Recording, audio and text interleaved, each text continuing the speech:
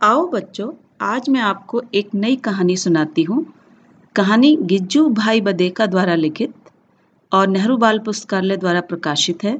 कहानी का शीर्षक है बर्फीली बूंद। कहानी कुछ इस प्रकार है। एक बुढ़िया थी, वह एक कुटिया में रहती थी। बारिश के दिन थे। एक रोज मूसलाधार पानी बरसा। बुढ़िया की छत टपकने लगी। टपाक टपाक। रात को एक शेर ने बुढ़िया की कुटिया के पिछवाड़े पनाह ली थी। बुढ़िया ठंड के मारे कांप रही थी। उसके कपड़े भीग गए थे। बूंदें अभी भी टपक रही थीं। अब ठंडी ठंडी बूंदें बुढ़िया पर गिरने लगीं। वह बोली, मैं शेर से नहीं डरती राम जी, मैं बाघ से नहीं डरती श्याम जी, मैं तो डरती हूँ बर्फीली बूंद से। बुढ़िया की यह बात सुनकर शेर सोच में पड़ गया। यह बुढ़िया शेर से नहीं डरती, बाघ से नहीं डरती, सिर्फ बर्फीली बूंद से डरती है। आखिर यह बर्फीली बूंद है क्या? तभी छत में से बुढ़िया की पीठ पर एक बड़ी सी बूंद पड़ी। बुढ़िया सिहर कर बोली, मैं शेर से नहीं डरती राम जी, मैं बाघ से नहीं डरती राम जी, मैं तो डरती हूँ बर्फीली बूंद से। बुढ़िया के मुंह से फिर वही शब्द सुनकर शेर घबराया और बर्फीली बूंद से बचने के लिए दुम दबाकर जंगल की ओर दौड़ा। रास्ते में बरगद का एक पेड़ था। एक बंदर ठंड से कांपता हुआ उसकी डाल पर बैठा था। नीचे मुसाफिर लेटा था। शेर को घबराया देखकर बंदर ने पूछा, शेर खान, आप तो जंगल के राजा हैं, यूं कांपते हुए कहाँ भागे जा रहे हैं? शेर ने कहा, बजरंग, मैं तो बर्फीली बूंद से डर कर अपनी गुफा में छिपने जा रहा हूँ। एक बुढ़िया कह रही थी, मैं शेर से नहीं डरती श्याम जी, मैं बाघ से नहीं डरती राम जी, मैं तो डरती हूँ बर्फीली बूंद से।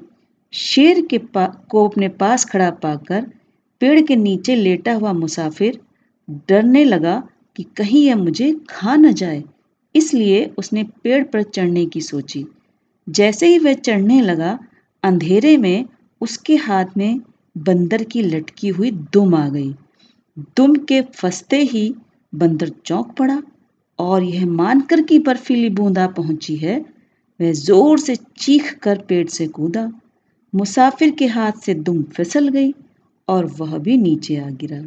जब बंदर चीखा और मुसाफिर धड़ाम से नीचे गिरा, तो शेर ने भी मान लिया कि बर्फीली बूंद आ पहुंची है। वह इतना डर गया कि दौड़ता हुआ दूर निकल गया। लेकिन उसी रात एक किसान की बकरी खो गई थी। किसान उसे खोजता हुआ जंगल में घूम रहा था। अंधेरे में शेर उससे टकरा गया। वह समझा कि उसकी बकरी उससे टकराई है, इसलिए उस पर ढेर सारी लातें बरसाई, उसके कान पकड़े और 2-4 थप्पड़ भी रसीद किए।